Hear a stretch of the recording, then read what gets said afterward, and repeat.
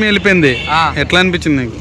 అంటే ఎట్లా అనిపించింది అంటే చెప్పలేకపోతున్నాను. వెళ్ళిపోవాలి అనుకున్నా కానీ ఉంటే కూడా బాగుండు అనిపించింది. అంటే ఉన్న వాళ్ళలో ఎవరికి కలరింగ్ లేదన్న, అదైతే వాస్తవం. కలరింగ్ పోయిందని ఒక బాధ అయితే ఉంది.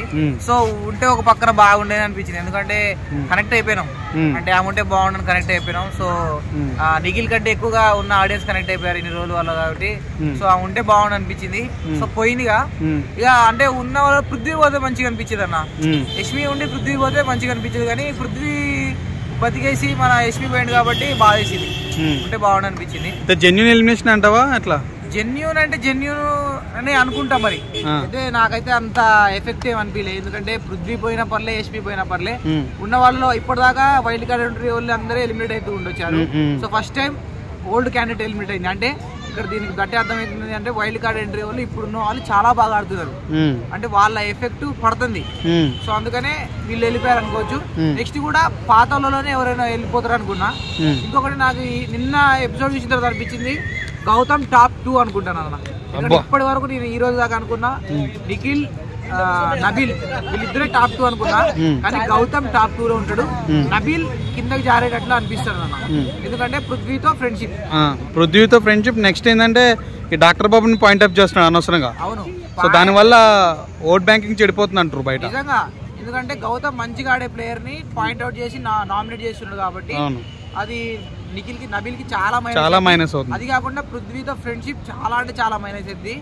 పృథ్వీతో మొన్ననే గొడవ పడ్డాడు, మళ్ళీ అంత ఫ్రెండ్షిప్ చూపించడం నచ్చలేదు.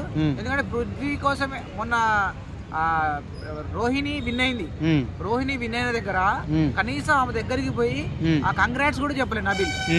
అదే మన పృథ్వీ దగ్గరికి పోయి ఓదార్చుతుంటే కూర్చున్నాడు. అంటే మిగిలిన వాళ్ళందరూ చెప్పారు.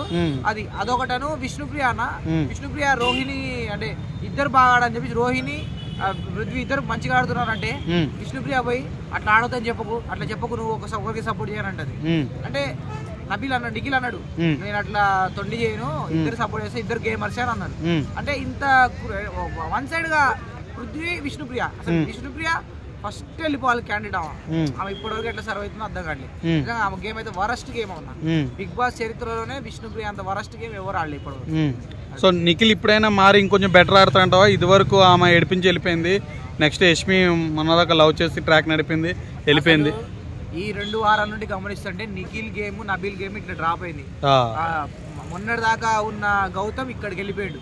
అసలు మొన్న నాగార్జునతో జరిగిన నామినేషన్స్ లో ఏది మన గౌతమ్ ని తప్పే లేదు. ఎందుకంటే బొచ్చు పీకుతో అన్నది వీడు పృథ్వీ. బొచ్చు అనే వాళ్ళే పీక్తో అన్నాడు మనోడు, ఆడు బొచ్చు పీక్తో అని ఇట్లా చెస్ట్ మీద నుంచి తీసుకొచ్చి దాన్ని నాగార్జున గారు కవర్ చేసుకుంటే పృథ్వీని ఏమనకుండా గౌతమ్ నే లాగడం కరెక్ట్ గా. గౌతమ్ స్టూపెట్ అని మాట అన్నాడు అంట రాత్రి నాగార్జున గారు. స్టూపెట్ అని ఒక మాట అన్నాడు. అంటే కరెక్ట్ కాదన్న, నాగార్జున వన్ సైడ్ అన్నట్టు అనిపించింది అన్న. ఎందుకంటే ఎవరైతే మంచిగా ఆడే రోహిణిని, విష్ణుప్రియాని కూడా అప్రిషియేట్ చేస్తుంటాడు కదా, అవసరం లేదు అప్రిషియేట్ చేసిండు. అదే మాట ఏమన్నది క్యారెక్టర్ లెస్ అని, క్యారెక్టర్ అన్నదే నీ క్యారెక్టర్ ఏదో కనిపిస్తుంది అన్నది. అదే క్యారెక్టర్ వైల్డ్ కార్డ్ ఎంట్రీలో అవినాష్ అన్నారు.